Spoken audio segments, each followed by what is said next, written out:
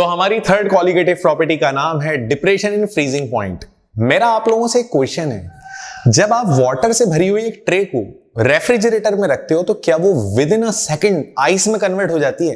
तो आंसर है no.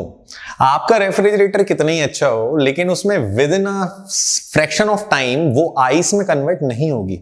Actually क्या होता है, जब आप पानी से भरी हुई ट्रे को रेफ्रिजरेटर में रखते हो तो फ्रीजर में रखते हो तो होता यह है कि धीरे धीरे स्लो प्रोसेस जो चल रहा होता है ना, उसमें धीरे धीरे वाटर मॉलिक्यूल जो होते हैं वो आपस में मर्ज होते हैं और ऊपर एक वाटर के ऊपर एक आइस की लेयर बन जाती है।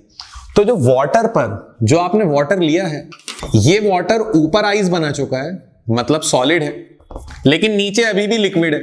ऊपर तो आइस है लेकिन नीचे अभी भी लिक्विड है। तो बच्चों दोनों के वेपर निकल रहे हैं, आइस अपने वेपर दे रहा है, लिक्विड अपने वेपर दे रहा है, और वो पर्टिकुलर टेम्परेचर जिसपे किसी भी एक सब्सटेंस का सॉलिड और लिक्विड इन दोनों के वेपर प्रेशर बराबर हो जाए, किसी एक सब्सटेंस के सॉलिड फॉर्म और लिक्विड फॉर्म का वेपर प्रेशर इक्वल हो जाए, वो टेम्परेचर फ्रीजिंग पॉइंट कहलाता है। तो freezing point is that temperature at which vapour pressure of solid and liquid phase of same substance becomes equal. तो बेटा वेपर प्रेशर, ये फ्रीजिंग पॉइंट का मतलब वो टेम्परेचर नहीं है जिस पे तुम फ्रीज कर दो, यहां से फ्रीजिंग स्टार्ट होती है। तो वो टेम्परेचर जिस पे किसी भी एक सब्सटेंस का सॉलिड और लिक्विड फॉर्म आपस में वेपर प्रेशर इक्वल करे, उसे फ्रीजिंग पॉइंट कहते हैं। अब आपको ये बात समझ में आई हो। अब फ्रीजिंग पॉइंट को डिनोट कैसे करा जाता है? तो इसको डिनोट करा जाता है डेल टी एफ से, लेकिन इसके लिए आपको एक बड़ा सिंपल सा कॉन्सेप्ट बता रहा हूं। ये मेरे पास सॉल्वेंट है जिसका फ्रीजिंग पॉइंट 0 डिग्री है, मैं इसमें मिला रहा हूं नॉन वोलेटाइल सल्यूट। और आप में से हर एक बच्चे को ये बात पता होगी कि सॉल्वेंट और सल्यूट जब मिलेंगे तो उस तरफ जाकर वो बनाएंगे, मतलब आगे जाकर वो बना देंगे सॉल्यूशन। सिंपल सी बात है। और हम लोग एक बात को जानते हैं कि vapour pressure and freezing point are directly proportional to each other. तो बेटा जैसे ही आपने सॉल्वेंट में नॉन वोलेटाइल सल्यूट मिलाया तो नॉन वोलेटाइल सल्यूट मिलने से वेपर प्रेशर डिक्रीज होगा, जिसकी वजह से फ्रीजिंग पॉइंट भी डिक्रीज हो जाएगा। Because freezing point and vapour pressure are directly proportional to each other. तो बच्चों कहीं ना कहीं हम ये बात जानते हैं कि जब जब हम नॉन वोलेटाइल सल्यूट मिलाएंगे वेपर प्रेशर डिक्रीज होगा, फ्रीजिंग पॉइंट भी डिक्रीज होगा, और फ्रीजिंग पॉइंट में ये जो डिक्रीज हो रहा है ना, जो कमी आ रही है, this is known as depression in freezing point. क्योंकि डिप्रेशन का मतलब डिक्रीज हो जाना। Depression in freezing point is denoted by del T F. It is directly proportional to small M. Equation number 1, what is small M? Small M का मतलब molality. अच्छा, हम लोग मोलैलिटी क्यों ले रहे हैं? मोलैरिटी भी ले सकते थे। मोलैलिटी इसलिए ले रहे हैं क्योंकि मोलैलिटी टेम्परेचर पे डिपेंड नहीं करती। जब प्रोपोर्शनैलिटी का साइन हटाएंगे तो आ जाएगा del T F is equals to K F into small M. यहां पे के एफ का मतलब होता है बच्चों, यहां के एफ को कहा जाता है क्रायोस्कोपिक कांस्टेंट, या एक और नाम है मोलैलिटी है तो मोलल, डिप्रेशन हो रहा है तो depression constant, molal depression constant. इसकी भी वही यूनिट है जो आपने अभी केबी की यूनिट पढ़ी। इसकी यूनिट है केल्विन केजी पर मोल और केल्विन पर मोलल। मोलल मतलब मोलैलिटी की यूनिट। तो बच्चों हम सब जानते हैं कि मोलैलिटी का फॉर्मूला होता है, और मोलैलिटी का जो फॉर्मूला होता है वो होता है WB upon MB into WA। WB का मतलब है given mass of solute, WA का मतलब है given mass of solvent, MB का मतलब है मॉलिक्यूलर मास ऑफ सल्यूट। तो एक काम करते हैं, इक्वेशन नंबर 2 में स्मॉल m की जगह वैल्यू पुट कर देते हैं। तो क्या आ जाएगा? Del T F is equals to K F into WB upon MB into WA। तो बच्चों ये तो आ गया हमारा एक फॉर्मूला। अब मेरा आपसे एक क्वेश्चन है, डेल टी एफ का मतलब होता है change in freezing temperature. Change निकालने का एक बेसिक फॉर्मूला होता है बड़ी वैल्यू माइनस छोटी value, final minus initial, higher value minus smaller value. तो आप मुझे ये बताओ, ज्यादा फ्रीजिंग टेम्परेचर किसका है, सॉल्यूशन का या सॉल्वेंट का? तो ज्यादा फ्रीजिंग टेम्परेचर सॉल्वेंट का होता है, सॉल्यूशन का कम होता है। अगर सॉल्वेंट का फ्रीजिंग टेम्परेचर 0 है तो भाई इसका लेस देन 0 होगा, लेस देन 0, -1 -2 कुछ भी। तो ज्यादा फ्रीजिंग टेम्परेचर होता है सॉल्वेंट का। इसका मतलब हम लोग अगर डेल्टा टीएफ निकालना चाहें तो हम फॉर्मूला लगाएंगे, बड़ी वैल्यू मतलब ज्यादा फ्रीजिंग, किसका ज्यादा फ्रीजिंग है, सॉल्वेंट का, माइनस स्मॉलर वैल्यू और छोटा फ्रीजिंग या कम फ्रीजिंग किसका है, तो भाई वो है सॉल्यूशन का। नॉर्मली जो न्यूमेरिकल्स बनते हैं उसमें आप डेल टीएफ निकालते हो इन सभी वैल्यूज को देखकर, और डेल टीएफ निकालने के बाद यहां डेल टीएफ को रख के टीएफ निकालते हो। टी नॉट एफ तो दिया जाएगा freezing point of solvent, solvent मतलब वाटर, वाटर का कितना है 0 डिग्री, सिंपल सी बात है। तो बच्चों ये हो गया हमारा depression in freezing point complete, लेकिन इस पे ग्राफ है और इसका ग्राफ डेफिनेशन पर बेस्ड है, जो कि मैंने आपको बताया था कि फ्रीजिंग पॉइंट का मतलब वो टेम्परेचर जिस पर vapour pressure of liquid and solid becomes equal. देखो ये वाली एक्सिस वेपर प्रेशर की है और ये टेम्परेचर की है, ठीक है। फ्रोजन सॉल्वेंट और लिक्विड सॉल्वेंट का वेपर प्रेशर इस पर्टिकुलर पॉइंट पे आकर इक्वल हो रहा है, बराबर हो रहा है। तो बच्चों ये वाला जो पॉइंट है इससे सीधी लाइन ड्रॉ करो टेम्परेचर पर, तो ये जो टेम्परेचर है ये है टी नॉट एफ, मतलब freezing point of solvent. On the other hand solution और फ्रोजन सॉल्वेंट का वेपर प्रेशर जिस पॉइंट पे आपस में टकरा रहा है, कनेक्ट कर रहा है, वो ये पॉइंट है, मतलब यहां इनका वेपर प्रेशर इक्वल हो रहा है। तो यहां से सीधी लाइन ड्रॉ करो टेम्परेचर की तरफ, तो ये हो गया TF, that is freezing point of solution. और बच्चों इन दोनों का जो डिफरेंस है उसी को बोलते हैं डेल TF। तो फाइनली हमारा डिप्रेशन इन फ्रीजिंग पॉइंट होता है कंप्लीट। आई होप आपको ये कॉन्सेप्ट क्लियर हुआ हो। अब अगली कॉलिगेटिव पर आते हैं, जब तक आप इसे नोट करो। तो हमारी फाइनल लास्ट कॉलिगेटिव प्रॉपर्टी का नाम है ऑस्मोटिक प्रेशर। बच्चों ऑस्मोटिक प्रेशर समझने से पहले ऑस्मोसिस नाम का प्रोसेस पता होना चाहिए। तो ऑस्मोसिस टेक्निकली क्या होता है, तो ऑस्मोसिस का मतलब है ये मेरे पास एक चैम्बर है जिसमें बीच में लगी हुई है सेमी परमिएबल मेम्ब्रेन, एक मेम्ब्रेन लगी है, नॉर्मली कॉपर फेरोसाइनाइड की लेते हैं या फिर एनिमल मेम्ब्रेन लेते हैं। एक मेम्ब्रेन लगी है जिसमें बारीक बारीक होल्स हैं, माइन्यूट होल्स हैं, और वो होल्स इतने माइन्यूट हैं कि इस मेम्ब्रेन से सिर्फ सॉल्वेंट के पार्टिकल ट्रांसफर हो सकते हैं। और सॉल्वेंट भी कहां से कहां जाएगा, तो सॉल्वेंट जाएगा from lower to higher concentration. तो बच्चों जैसे ही सॉल्वेंट लोअर से हायर कंसंट्रेशन की तरफ जाएगा, सॉल्वेंट जैसे जैसे लो टू हाई जाता जाएगा, ऑस्मोसिस होता जाएगा। अगेन एंड अगेन ऑस्मोसिस हो रहा है। देखो हमारी डेली लाइफ में भी ऑस्मोसिस होता है। आप रेजिन, किशमिश पानी में रखोगे तो वाटर का कंसंट्रेशन लो है, रेजिन का हाई है, तो वाटर पार्टिकल अपनी जगह छोड़ के रेजिन के अंदर चले जाएंगे, जिससे रेजिन या किशमिश में स्वेलिंग आ जाएगी। This is osmosis. तो बच्चों ऑस्मोसिस का मतलब होता है सॉल्वेंट पार्टिकल का movement from lower to higher concentration, but बीच में होना चाहिए सेमी परमिएबल मेम्ब्रेन। अब ये ऑस्मोसिस का प्रोसेस हमें अच्छा नहीं लग रहा, हमें रोकना चाहते हैं। जब आप इस ऑस्मोसिस को रोकना चाहोगे तो आपको लगाना पड़ेगा एक्सटर्नल प्रेशर, लेकिन उतना ही लगाएंगे कि मेम्ब्रेन को ना ब्रेक कर दे। एक लिमिटेड एक्सटर्नल प्रेशर लगा के जब आप ऑस्मोसिस को रोक दोगे तो वो एक्सटर्नल प्रेशर जो ऑस्मोसिस को रोक रहा है उसका नाम है ऑस्मोटिक प्रेशर। तो बच्चों ये आपके सामने डेफिनेशन लिखी है। Osmosis is a process in which solvent particle moves from lower concentration to higher concentration, याद रखना lower to higher concentration through semi permeable membrane. The external process which is just sufficient, इतना हो कि osmosis को रोक दे। The external process which is the external pressure which is just sufficient to stop the process of osmosis is known as osmotic pressure। उसे हम osmotic pressure कहते हैं। और बच्चों osmotic pressure का सिंबल होता है पाई, इसका सिंबल होता है पाई, और इसको निकालने का फॉर्मूला है pi is equals to CST। यहां पे S एक कांस्टेंट है, T यहां पे टेम्परेचर है, और C होता है कंसंट्रेशन। C का मतलब होता है कंसंट्रेशन, S का मतलब है सोल्यूशन कांस्टेंट, जिसे आप R से भी डिनोट करते हो। तो कई बुक्स में ऐसा लिखा हुआ है pi is equals to CRT। एक ही बात है यार, डोंट वरी, कोई प्रॉब्लम नहीं है, क्योंकि जो R की वैल्यू वही S की वैल्यू रखते हैं हम लोग। अब pi is equals to CST। बच्चों जैसा कि आप जानते हो कि C का मतलब कंसंट्रेशन, और कंसंट्रेशन का फॉर्मूला है number of moles per unit volume. तो ये होता है ना फॉर्मूला कंसंट्रेशन का, number of moles per unit volume. तो इक्वेशन नंबर 1 में C की जगह NV/V रख देते हैं, क्या आ जाएगा, from equation 1 pi is equals to NB upon V into ST।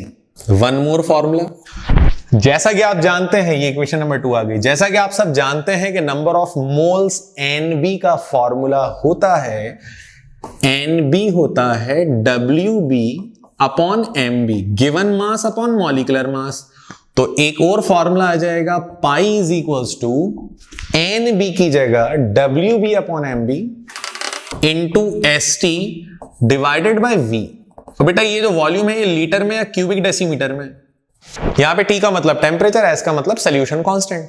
अगर यही वॉल्यूम लीटर में ना देकर मिलीलीटर में दे तो फॉर्मूला हो जाएगा pi is equals to WB upon MB into ST divided by V।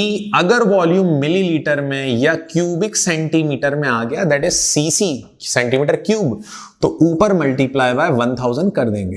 तो इस तरह से हमारा ऑस्मोटिक प्रेशर हो जाएगा कंप्लीट। यहां पर S का मतलब होता है सोल्यूशन कांस्टेंट, जिसकी वैल्यू आपको दी जाएगी।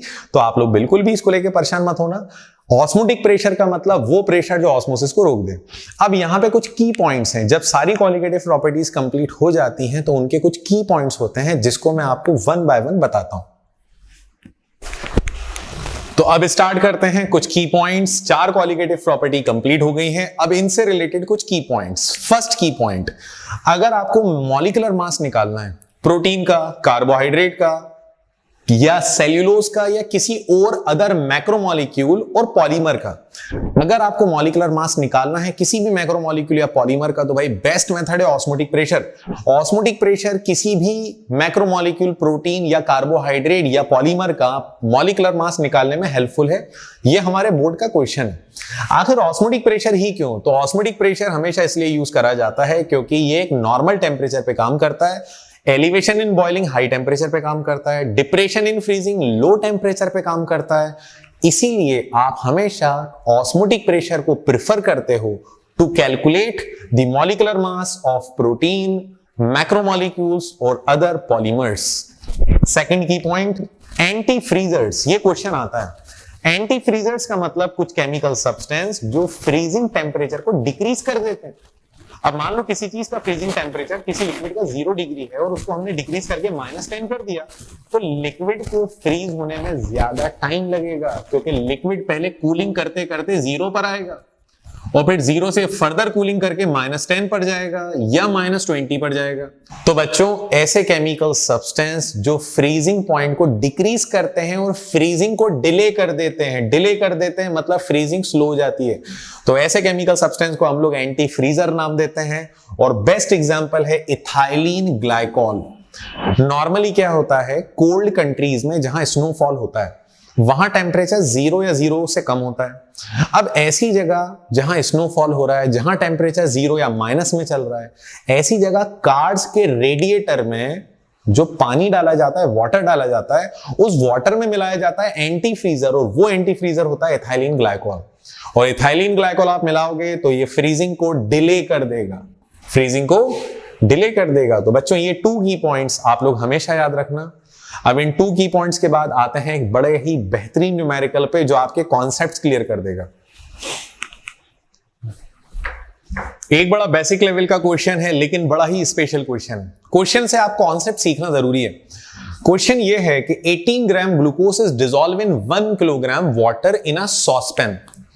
At what temperature will the solution boil? At what temperature will the solution boil? मतलब बच्चों आपसे पूछा गया है बॉइलिंग पॉइंट ऑफ सोल्यूशन, और आपको यहां पे Kb की वैल्यू दी है 0.052 केल्विन केजी पर मोल।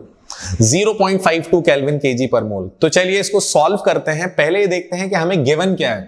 सबसे पहले न्यूमेरिकल का रूल है कि आप लोग गिवन वैल्यूज लिख लो। आपको क्या क्या गिवन है? आपको दिया गया 18 gram glucose is dissolve in 1 kilogram water. तो भाई ग्लूकोज सल्यूट है और सल्यूट का मास होता है WB। WB है 18 ग्राम। ग्लूकोज का मॉलिक्यूलर मास होता है 180 ग्राम पर मोल। याद रखना ग्लूकोज का मॉलिक्यूलर मास 180 होता है। कुछ मॉलिक्यूलर मास मैं आपको लिखवा दूंगा तो आप टेंशन मत लो, आपको कुछ थोड़े बहुत मॉलिक्यूलर मास याद करना है। इसके बाद मास ऑफ सॉल्वेंट, वाटर का मास दिया है 1 kilogram. We have to calculate TB।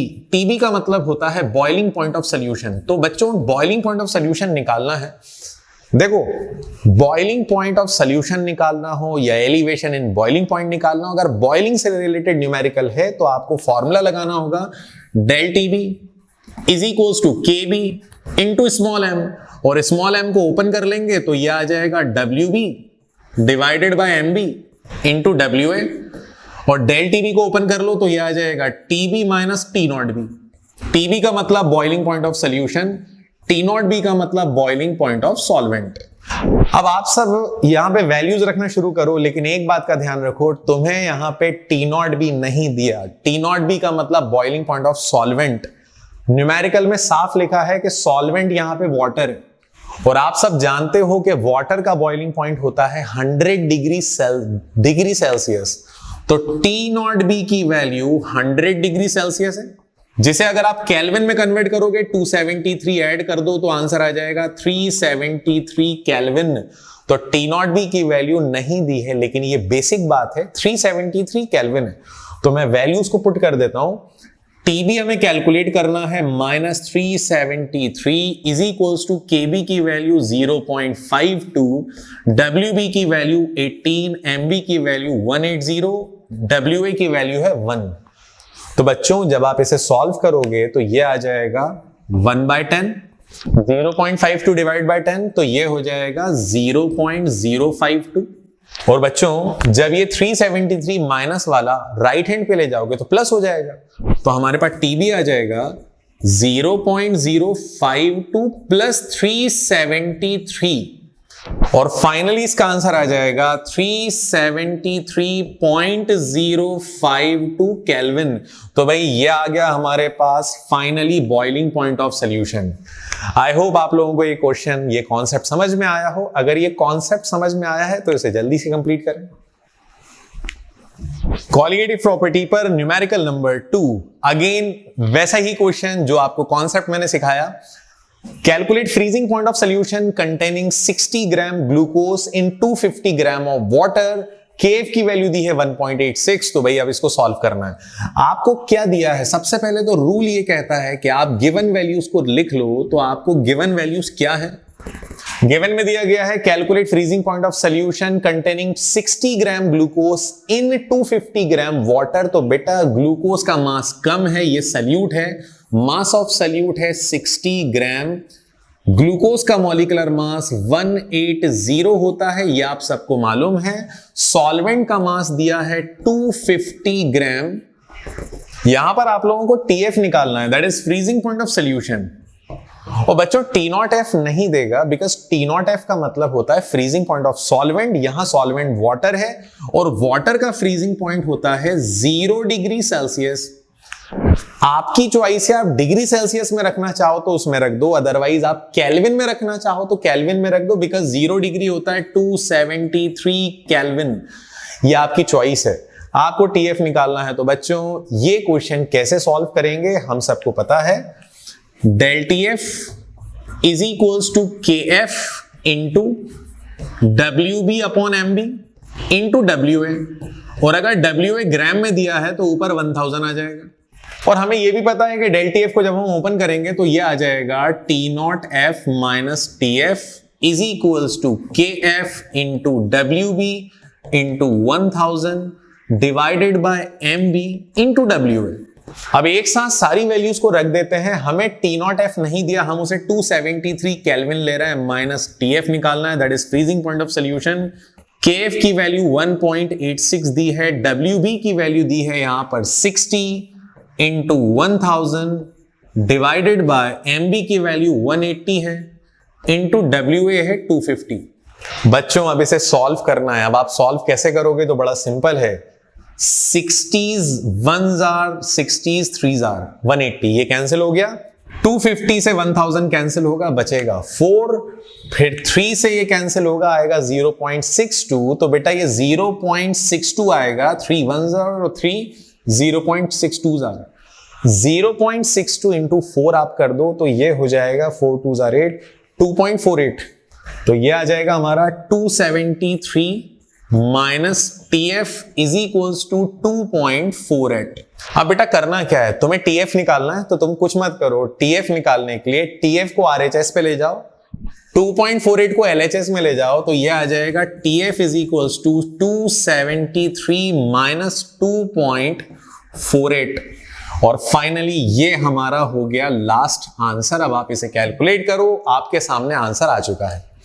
तो बच्चों बहुत सारे एक जैसे क्वेश्चंस करने से कोई बहुत ज्यादा डिफरेंस क्रिएट नहीं होता। आप कॉन्सेप्ट सीखो, कॉन्सेप्ट सीखकर उसको अप्लाई करो। अगर वीडियो पसंद आए तो शेयर करो और किसी भी तरह की क्वेरी है तो कमेंट करो। That's all for today, thank you very much. और बहुत अच्छा लगता है जब आप लोग वीडियोस को इस तरह से लाइक करते हैं और अपने दोस्तों के साथ शेयर करते हैं। थैंक यू वेरी मच बच्चों।